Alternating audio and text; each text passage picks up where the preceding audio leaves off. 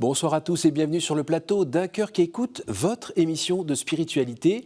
Aujourd'hui, je vous invite à découvrir le parcours d'Anne-Sophie Touche. Alors j'ai dans mes mains le second livre, Ce que Dieu donne, nos cadeaux spirituels, paru aux éditions Salvator.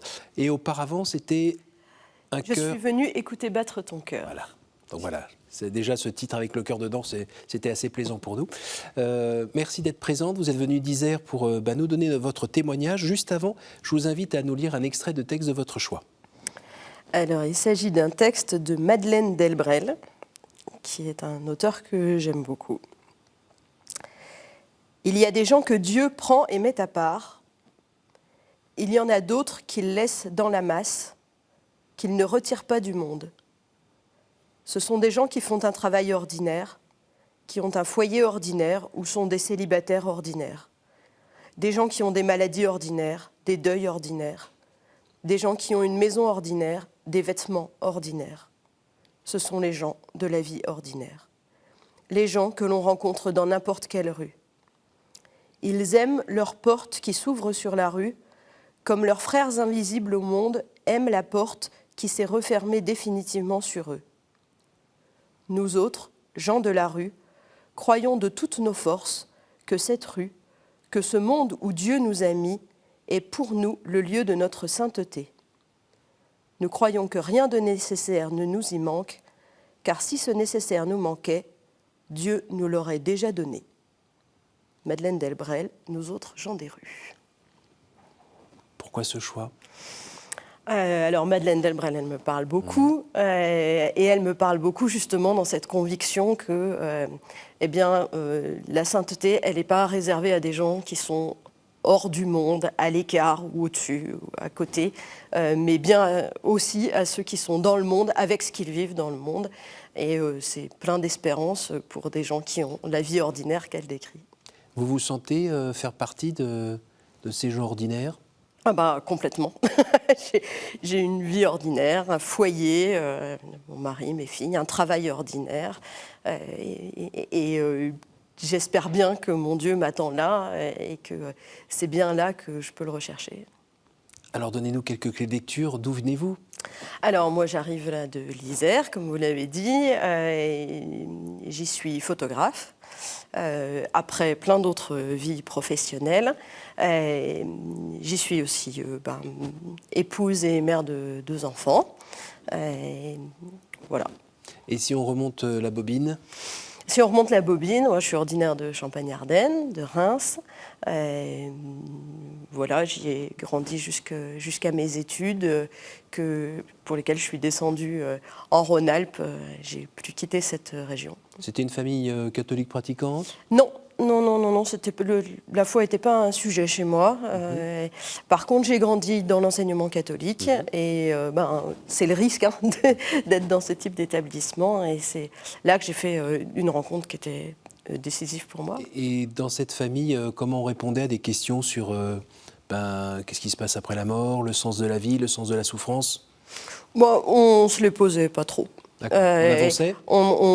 avançait ? On avançait avec beaucoup d'humanité, beaucoup voilà, moi j'ai une famille de médecins, on s'occupe beaucoup de l'être humain. Donc la charité, ici et on savait ce que c'était ? Oui. Et la confiance en l'humain aussi. Et dans ce parcours donc à l'école, qu'est-ce qui fait que tout d'un coup il y a une porte qui s'est ouverte et comment elle s'est ouverte ? À quel âge ? Alors, j'ai suivi avec mes camarades d'école les propositions qui étaient faites de première communion, de profession de foi.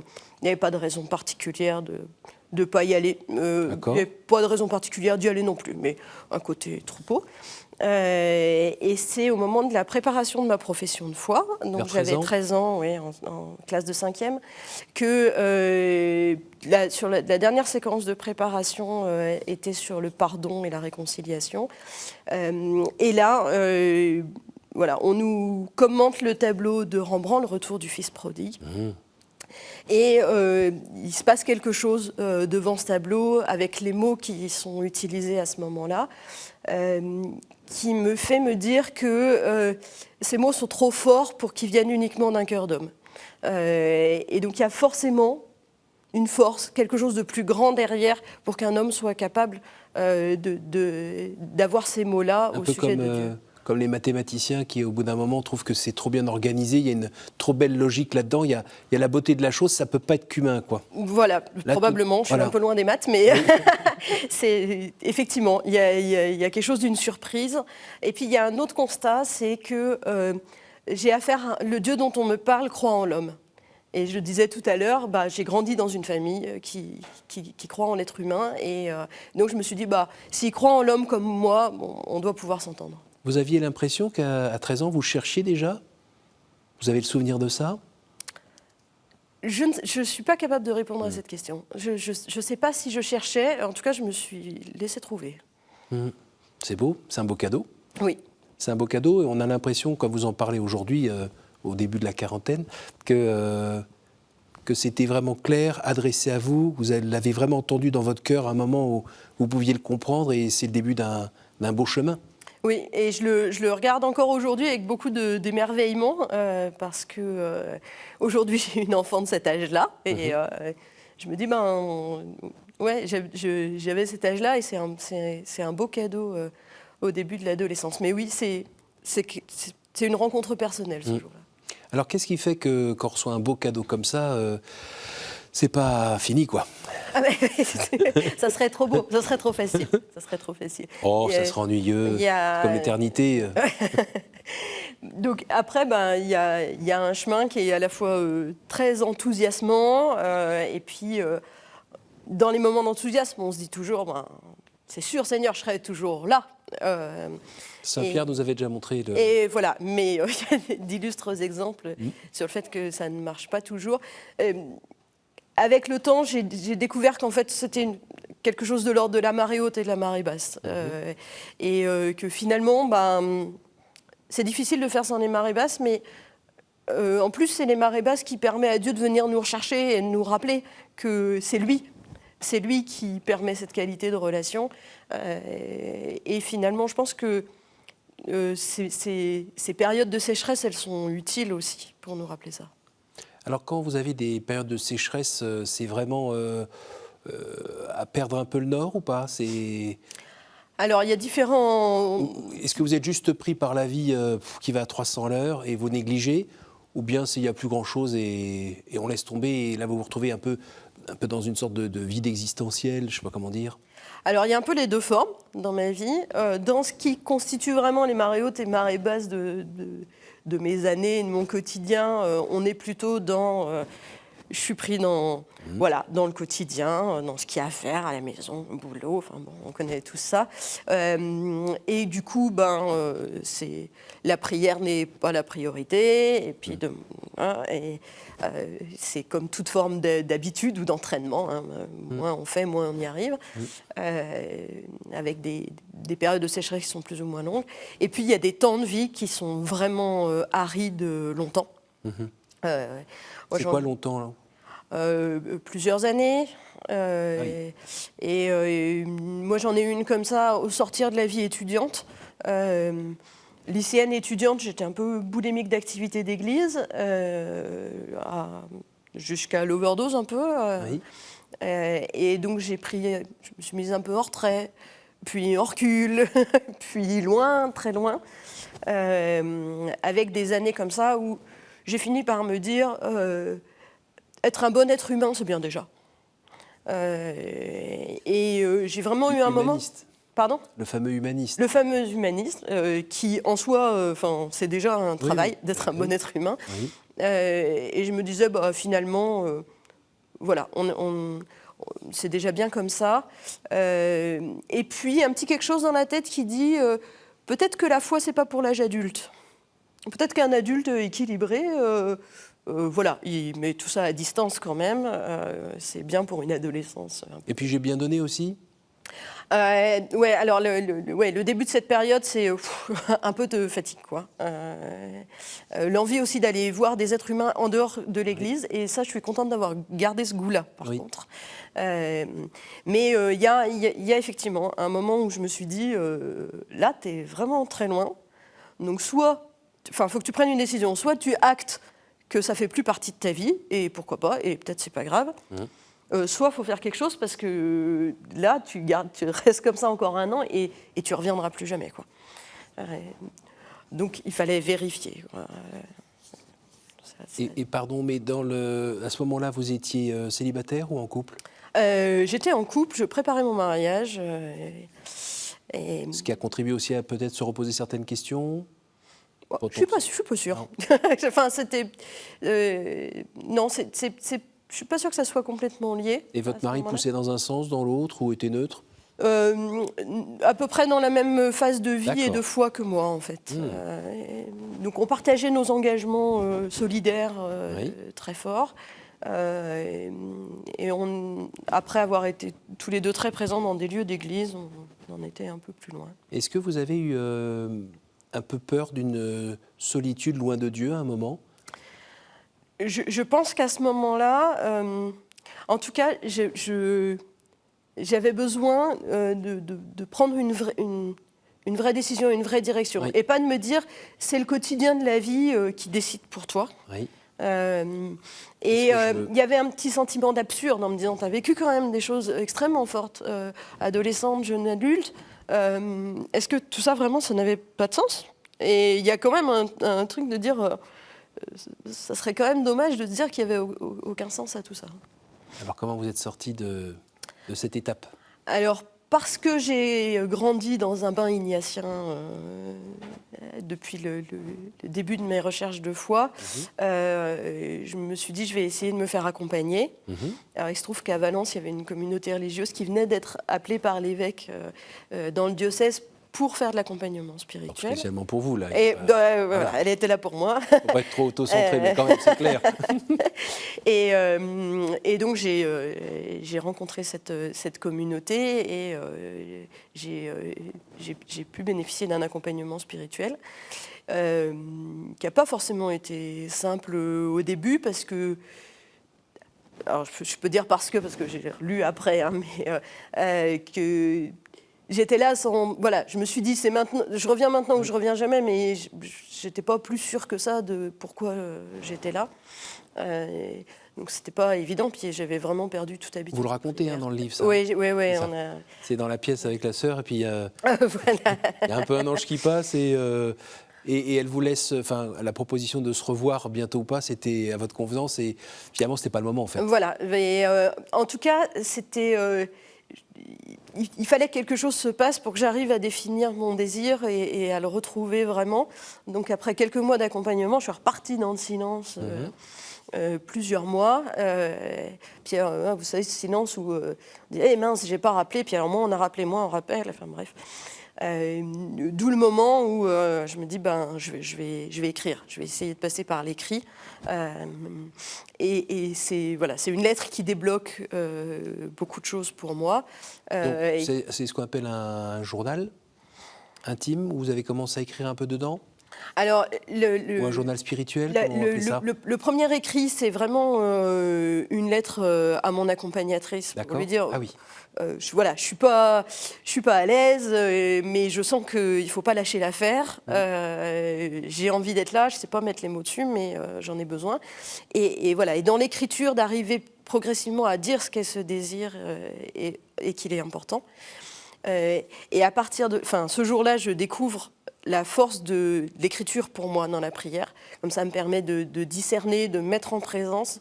Et à partir de là, une bonne partie de ma prière va devenir écrite. Et c'est ma façon d'écouter, en fait, d'écrire, paradoxalement. Vous vous relisez? Je me relis souvent un peu plus tard. Si j'étais vraiment en prière au moment où j'ai écrit, quand je me relis, je reçois ces mots à nouveau et c'est un autre cadeau. C'est mon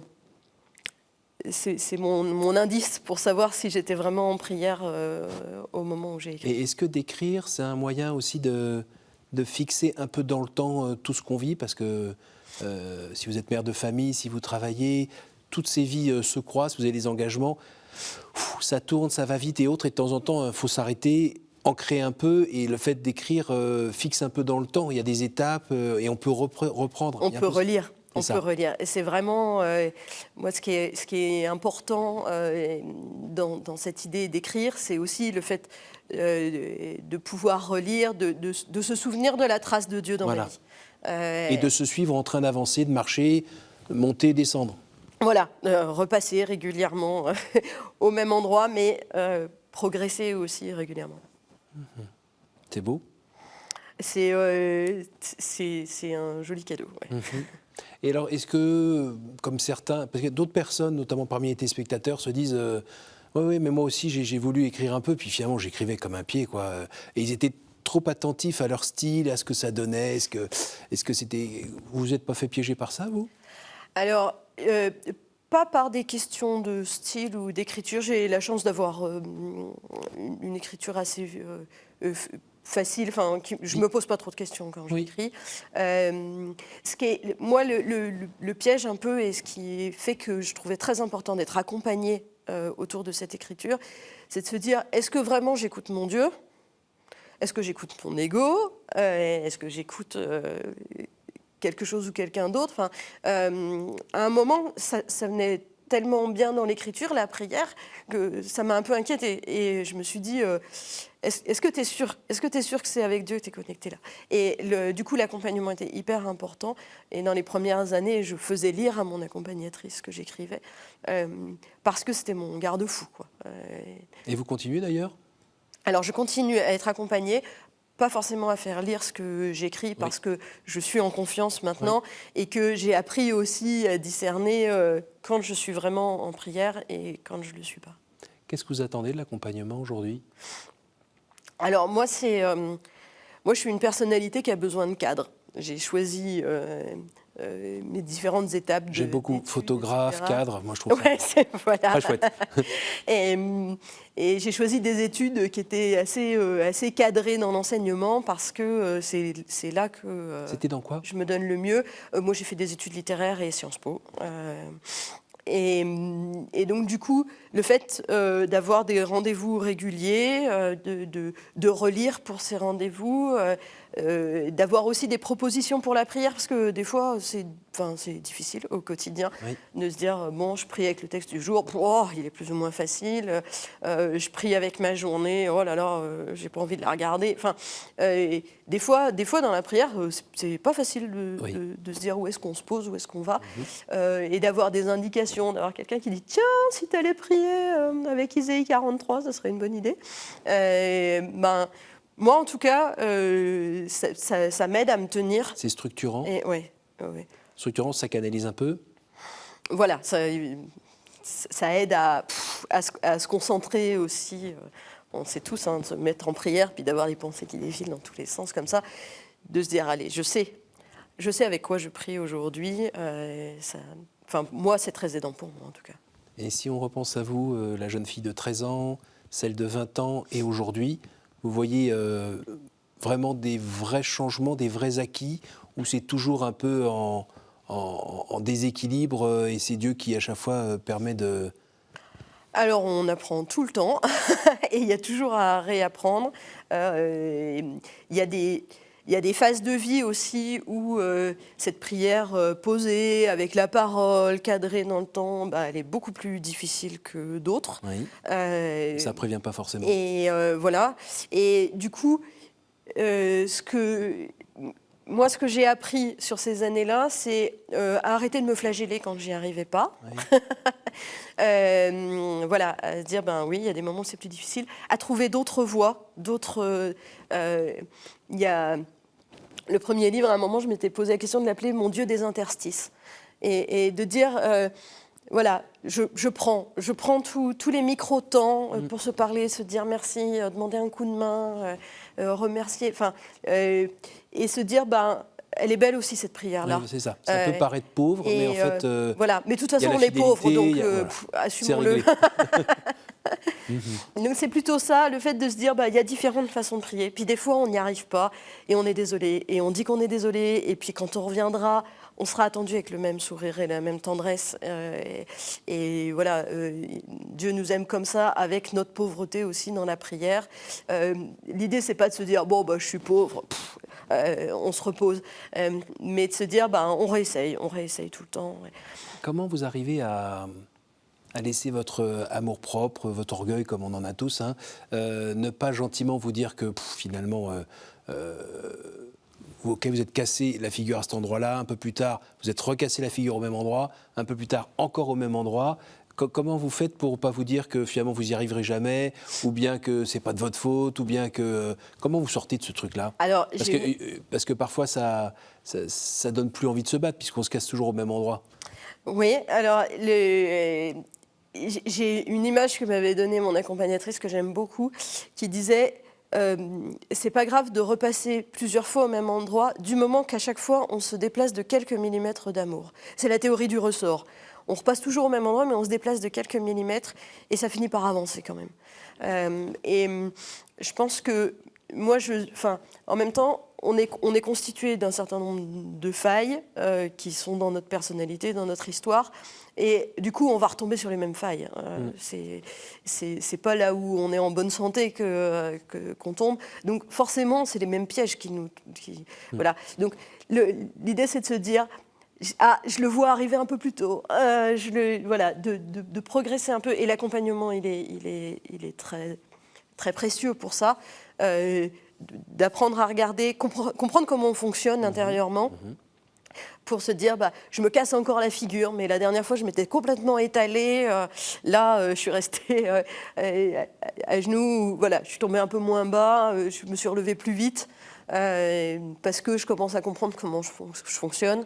Et parce que, avec le temps, on laisse de plus en plus Dieu faire, parce qu'on se rend bien compte que c'est quand même lui qui nous relève à chaque fois. C'est ça. Et que déjà au début, c'est lui qui faisait aussi. C'était lui qui faisait, mais on se disait, moi j'ai des petits bras costauds, je me relève. Qu'est-ce que vous avez lu, qu'est-ce que vous avez voulu nous dire dans ce livre ? Alors, qui fonctionne par petites touches, à partir de mots, qui consonnent avec un texte de la Bible. Et après, on a un petit passage de votre vie qui nous permet d'avancer, mais vous en parlez mieux que moi, je pense. Alors oui, c'était des mots. L'idée, c'est qu'il y a des mots dans la vie de foi, des mots de la Bible, des mots de la liturgie, qu'on entend, qu'on réentend, et bon, souvent, à force de les entendre... Église, partage, fraternité, unité, voilà. pardon. Ça reste un peu à la surface. Et puis, un jour, il y a un moment... dans une prière, dans un événement du quotidien, où ça prend sens. Et on dit « Ah, mais c'est de ça dont il parlait ?» Ok, ça y est. Et ça descend au cœur. Et donc l'idée, c'est de se dire, partager un peu ces moments où certains mots comme ça sont venus me rejoindre, pour dire deux choses. D'abord, voilà, moi je travaille, je suis maman, j'ai un quotidien complètement ordinaire, comme on disait tout à l'heure. Donc, c'est des cadeaux qui sont pour tout le monde. S'ils sont pour moi, ils sont pour tout le monde. Et que c'était déjà l'idée du premier livre. C'est pas réservé à des gens dans leur monastère qui prient toute la journée. Ça, c'était le premier point. Et puis le deuxième, c'est de dire quelque chose de la relecture, de l'importance de la relecture. Moi, j'ai grandi dans un mouvement d'action catholique qui s'appelle la JKF, la Jeunesse indépendante chrétienne féminine, qui, comme beaucoup de ces mouvements d'action catholique, est basé sur le travail de relecture en équipe.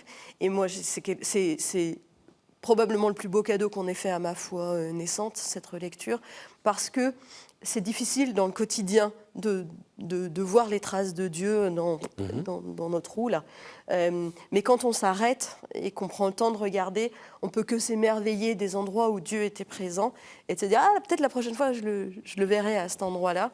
Moi, je trouve que c'est un outil de croissance spirituelle incroyable. C'est pour ça qu'il y a ce petit récit, mais il n'est utile que pour ouvrir pour chaque lecteur sa propre relecture. C'est pour ça qu'à la fin, il y a quelques questions en disant et vous et moi, lecteur, comment le mot fraternité me parle, comment le mot église me parle, l'alliance, c'est quoi pour moi ? Et voilà. Et il y a des petits bouts de pages blanches pour qu'on puisse aller écrire soi-même sa propre relecture. Merci, on arrive au temps des 3 questions. Questions courtes, réponses courtes. Est-ce que vous pouvez me dire un chiffre entre 1 et 10, s'il vous plaît ? Allez, 3. Quel conseil donneriez-vous à quelqu'un qui aimerait rencontrer Dieu ? De le dire à Dieu. De lui dire. Il y a quelques prières auxquelles Dieu ne s'est absolument pas résisté. Celle-là en est une. Donc, commencez par lui dire j'aimerais bien te rencontrer, viens me visiter. Ça marche. À nouveau, entre 1 et 10. 7.